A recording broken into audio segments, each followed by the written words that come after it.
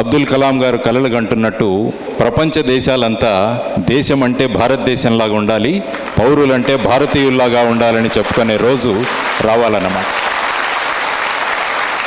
కాబట్టి మన అందరి మీద ఈ బాధ్యత ఉంది. ఒక పిల్లవాడు తండ్రికి ఫోన్ చేసి, నాన్నగారు నాకు నిన్న ఒక కంపెనీ నుంచి ఫోన్ వచ్చింది జాబ్ కోసం. వాళ్ళు 2 ప్రశ్నలు అడుగుతాం మేము, ఈ 2 ప్రశ్నల్ని 1 నిమిషంలో సమాధానం చెప్పాలి అని అన్నాడు. ఓకే, మరి ఏం ప్రశ్నలు అడిగారా అని వాళ్ళ తండ్రి అడిగారనమాట.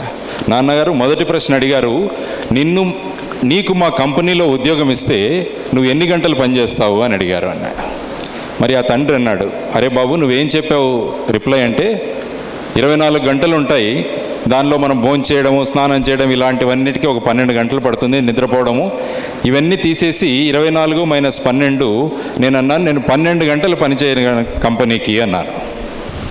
మరి ఆయన అన్నాడు, మరి 2వ ప్రశ్న ఏమడిగారు అన్నాడు. 2వ ప్రశ్న వచ్చేసి 10 సంవత్సరాల తర్వాత నువ్వు ఏమవుదాం అనుకుంటున్నావు, మా కంపెనీలో జాబ్ ఇస్తే నువ్వు ఏమవుదాం అనుకుంటున్నావు అని 2వ ప్రశ్న. మరి ఆయన అన్నాడు, మరి 2వ ప్రశ్నకి ఏం జవాబు చెప్పావు అని. ఈ 1వ ప్రశ్న సమాధానం ఆలోచించుకుంటుండగానే 1 నిమిషం అయిపోయింది, కాబట్టి నేను 2వ ప్రశ్న వరకు చేరలేదు, వాడు ఫోన్ పెట్టేశాడు అన్నాడు. అప్పుడు తండ్రిని అడిగాడు కొడుకు, నాన్నగారు నాకు ఈ ఉద్యోగం వస్తుందా అంటారు. వాడు అన్నాడు, ఖచ్చితంగా నీకు రాదు అన్నాడు. మరి ఎలాంటి సమాధానాలు నేను చెప్పాల్సింది అని అడిగాడు అనమాట. సో ఫస్ట్ ప్రశ్న, నీకు గనుక నా కంపెనీలో ఉద్యోగం ఇస్తే ఎన్ని గంటలు నువ్వు పనిచేయగలవు అంటే, దానికి బాబు నువ్వు 24 గంటలు పనిచేయగలవు అని చెప్పాలి అన్నాడు. పిల్లవాడు అడిగాడు, నాన్నగారు 24 గంటలు ఎలా పనిచేస్తామంటే, ఎలా చెప్పాలంటే నువ్వు భోంచేస్తున్నప్పుడు కూడా కంపెనీ గురించి ఆలోచిస్తుంటావు, నువ్వు స్నానం చేస్తున్నప్పుడు కూడా కంపెనీలో ఏం చేయాలన్నదే ఆలోచిస్తుంటావు, కాబట్టి నువ్వు నిద్రపోతున్నప్పుడు కూడా కంపెనీ గురించి ఆలోచిస్తుంటావు, కాబట్టి నేను 24 గంటలు కంపెనీ కోసం పనిచేయగలనని నీ సమాధానం ఉండాలి అన్నాడు.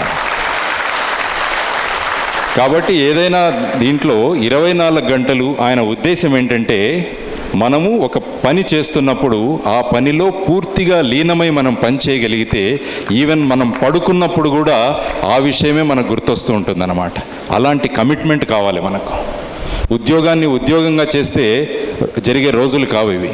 ఉద్యోగాన్ని ఒక ప్యాషన్ లాగా చేయాలన్నమాట.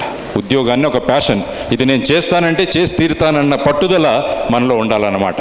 అలాంటిది చేసినప్పుడు మనం ఖచ్చితంగా సక్సెస్ఫుల్ అవ్వగలం. మరి 2వ ప్రశ్న అన్నాడు, 10 సంవత్సరాల తర్వాత ఏమవుతావు అని అడిగితే ఆ ప్రశ్నకి నేను ఏం సమాధానం చెప్పాల్సింది నాన్నగారు అంటే, వాడికి చెప్పాలి నీ కుర్చీలో నేను కూర్చుంటాను అని. కాబట్టి ఇలాంటి క్రియేటివిటీతో కనుక మీరు ప్రశ్నలకు సమాధానాలు ఇవ్వగలిగితే ఖచ్చితంగా ఆ ఇంటర్వ్యూ బోర్డులో మిమ్మల్ని ఖచ్చితంగా తీసుకుంటారు.